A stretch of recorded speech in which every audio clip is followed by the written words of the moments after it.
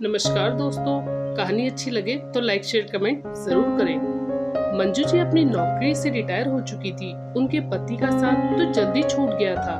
एक बेटा था रोहन, उसकी शादी हो गई थी। रिटायरमेंट के बाद और पहले से माँ बेटा दोनों साथ ही रहते थे।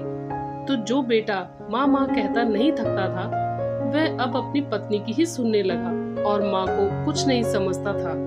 उसको माँ की हर बात गलत लगती और उसको लगता कि माँ फालतू उसके ऊपर बोझ हो गई है। अब वह और उसकी पत्नी दोनों ही माँ पर जुल्म ढाने लगे। मगर मंजू जी बहुत शांत स्वभाव की थी, बिना कुछ बोले उनके जुल्म सह रही थी। वो दोनों पति पत्नी नौकरी करते थे, तो माँ को एक नौकरानी ही बना दिया था। यहाँ तक कि धूप में सब्जी लाना, पैदल जाकर सारे बिल जमा करना, फिर घर के सब काम करना, काम ना करे तो उनसे लड़ाई करना, ये सब उनकी रोज की जिंदगी में शामिल हो गया था।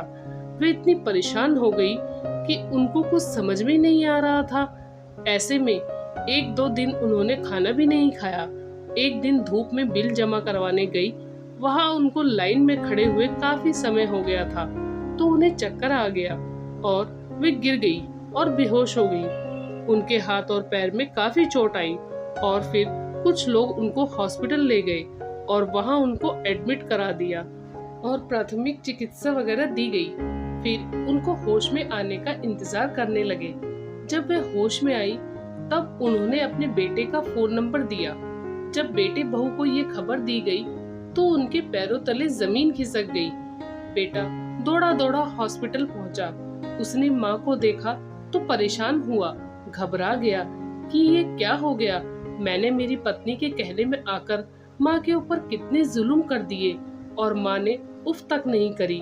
धूप में बिल जमा करवाने जाना, खाना बनाना, सब्जी लाना, सारे काम माँ के ऊपर छोड़ दिए, जबकि इस माँ ने मुझे इतने प्यार से पाला और मैं सारे फर्ज भूल गया। उसको बहुत अफसोस होने लगा।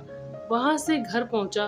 पहुँचते ही उसकी बीवी जोर जोर से चिल्लाने लगी, बुढ़िया एक भी काम अच्छी तरह नहीं करती है। बिल जमा कराने गई थी तो ऐसा क्या पहाड़ टूट पड़ा जो ये नौटंकी करने की जरूरत पड़ गई, और हॉस्पिटल में हमारी कितना खर्चा हो जाएगा और घर का काम कौन करेगा। और बहुत अनाप शनाप बोलने लगी। उसका बेटा जो हमेशा पत्नी की बात सुना करता था, आज अपने ऊपर हुए पछतावे के कारण उसे बहुत ही बुरा लग रहा था। उसने पत्नी को 2 थप्पड़ लगाए और बोला, वह मेरी माँ है, नौकरानी नहीं। मैं तुम्हारी बातों में आ गया था, इसलिए मैंने ऐसा करा, तुम्हारा साथ दिया, मगर अब नहीं चलेगा। तुम्हारा काम खुद तुम्हें ही करना पड़ेगा, या नौकर रखो और बिल सब ऑनलाइन जमा कराओ। मैं ये चाहता हूँ कि माँ जब घर आए तो तुम उनकी खूब सेवा करो और छुट्टी लेकर घर पर ही रहो। उसकी ये सब बातें सुनकर उसकी पत्नी सकपका गई। फिर गुस्से में बहुत भला बुरा बोलने लगी और गुस्से से बड़बड़ाती हुई हॉस्पिटल पहुंची। वहां पर मंजू जी को देखने उनके रिश्तेदार आए हुए थे। उनके सामने ही बहुत बुरा बुरा बोलने लग गई। तुम ये सब नाटक कर रही हो, तुमको कुछ नहीं हुआ है, तुम सिर्फ मुझे बुरा बनाना चाहती हो, इसलिए ये सब नाटक कर रही हो। बहुत कुछ भला बुरा बोलने लगी। उनके रिश्तेदार उसका मुंह देखते ही रह गए। उनको लगा मंजू जी ने तो अपने मुंह से कभी अपनी बहू और बेटे की बुराई नहीं करी, असलियत यह है।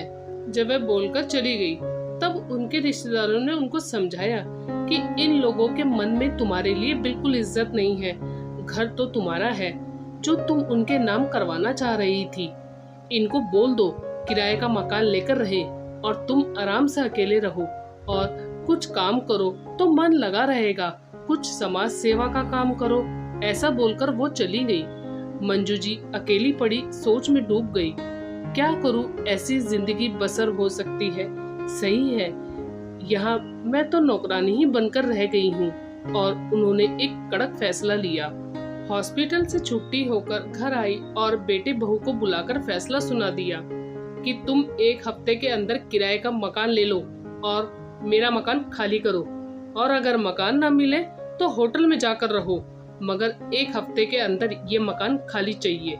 दोनों बहुत रोए और गिड़गिड़ाए, मगर मंजू जी ने अपने फैसले पर अटल थी। फिर बेटे बहू ने उनको इमोशनल करने की कोशिश करी। लोग क्या कहेंगे, तेरा एक ही बेटा है, तूने उसको भी घर से निकाल दिया, तू कितनी बुरी माँ है।